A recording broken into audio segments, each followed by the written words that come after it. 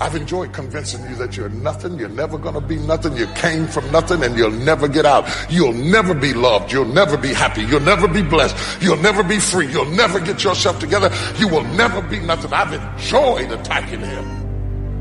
As long as you stay over there and this stays over here, everything will be all right. But the moment you try to break away from where you came from and take over new territory, that's when all hell breaks loose in your life. What you fighting didn't start with you. Go back in your family. That devil's been in that territory for a long time. He doesn't want to leave the region. That devil isn't interested in you. He's interested in your territory. He's interested in your region. He's after your turf. He's after your stuff. There's something that you have that he wants, and he doesn't care about you. He says, I can use her. I can use a pig. I can use a goat. I can use a dog. I can use her sister. I can use his brother. I can use somebody close to them. It sounds like somebody else in here has some lying voices whispering in your ear, telling you what you can't do and what you can't be and what you can't have. And if you don't do it with me, it can't be done. The devil is a lie. You need to abort every voice that says you can't do it, you can't have it, you can't be it, you'll never get up, you'll never survive. The devil is a lie. Abort that thing. Push it out. Oh, it ain't gonna be no Holyfield fight dancing around. Oh no, I'm gonna bite you, I'm gonna kick you in your eye. I'll fight like a wild animal. I didn't come this far to let you take my stuff. You have accepted some things as normal and adjusted your way of life to accommodate something that was never meant to be. If you don't possess what's yours, the enemy will possess your land.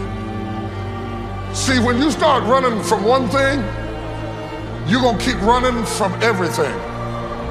That's why you need to stop running and face whatever you gotta face and deal with whatever you gotta deal with. Because if you run from Pharaoh, you're gonna run from the serpent, you're gonna run from love, you're gonna run from life, you're gonna run from responsibility, you're gonna run. When are you gonna stop running?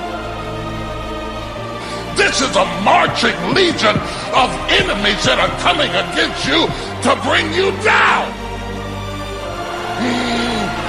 You think I'm gonna roll over and play dead while you take over my stuff? The devil is a lie. I will fight you. I don't mean no fancy fight. I mean I'll claw and kick and scratch and bite your nose. I'll fight you. When he got through messing with your daddy, now he's gonna mess with you. When he got through messing up your sister, now he's after you. But I came to serve notice on the devil today. It stops right here. I'm going to fight for the territory. Somebody who's in a fight, give God a praise right now. And as long as you were a spectator, the devil was all right with that. But the moment you start raising your head and worshiping God, all hell breaks loose. Do you hear what I'm saying? Do you hear what I'm saying to you?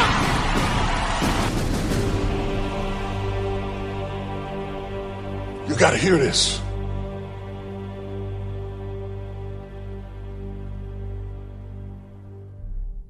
You mean you just gonna sit there and let the enemy take your stuff?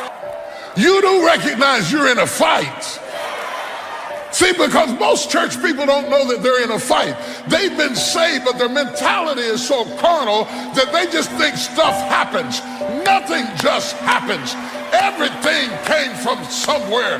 Everything had a genesis. Everything had a beginning. It didn't just happen. That thing was sent against you. It was sent against you.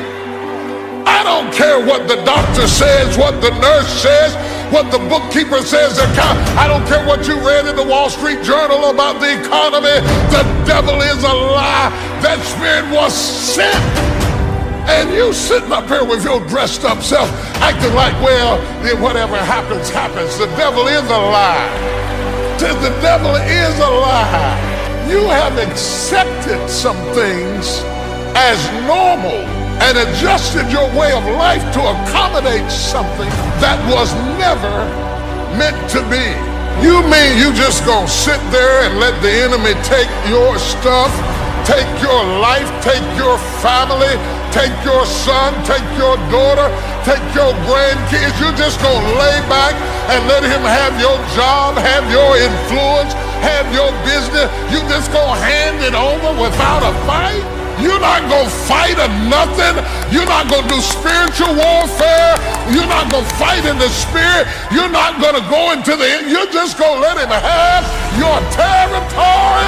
You better fight for your territory. I don't care what it is, your legs, your arms, your toes, your kids, your company, your finances. I don't care what it is. You gotta fight for your territory. You have to fight to keep your eyesight. You have to fight to keep your energy. You have to fight to keep your movement. I mean, you have to fight for stuff that you used to take for granted. My God, do you hear what I'm saying to you? I say, I will fight. Don't you think for 1 minute that I won't fight. Don't you think I won't fight. Just because I'm 12 don't mean I won't fight. David was a boy when he killed Goliath. Don't let the fat fool you. I'm fat, but I'll fight. I'm gray-headed, but I'll fight. I'm a woman, but I'll fight. I'm an old man, but I'll fight you right now. Oh my God, I mean, I'll fight you right now. Don't give your territory over to the enemy. Now, in order to have territory, you have to have ownership. And the problem with you is that you might own territory that you don't even realize.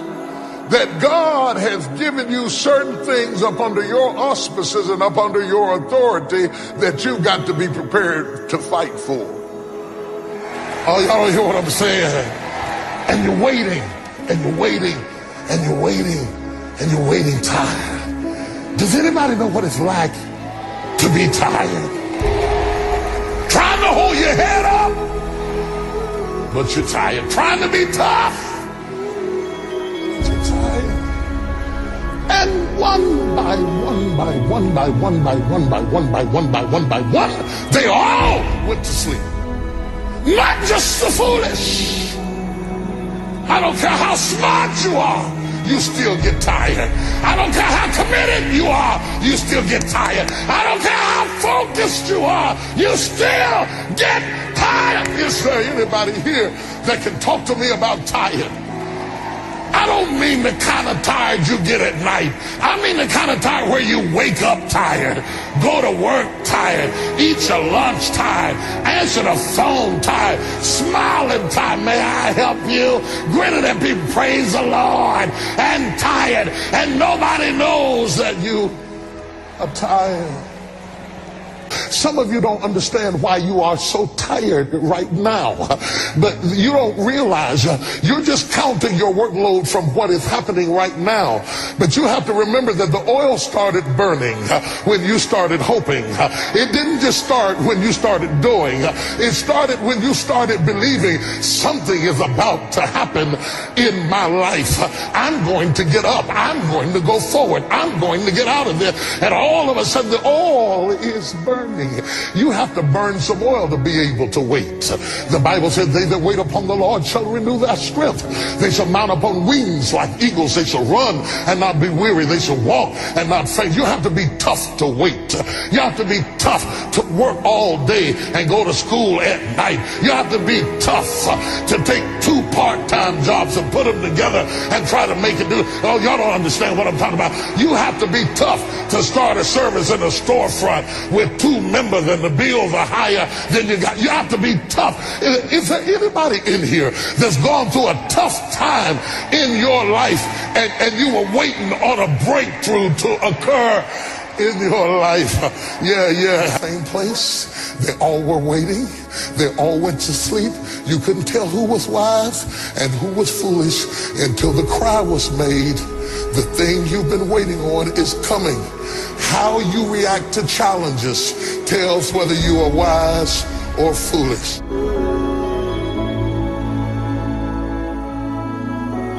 And you will never completely be healed or whole until you change the voice inside of your own head.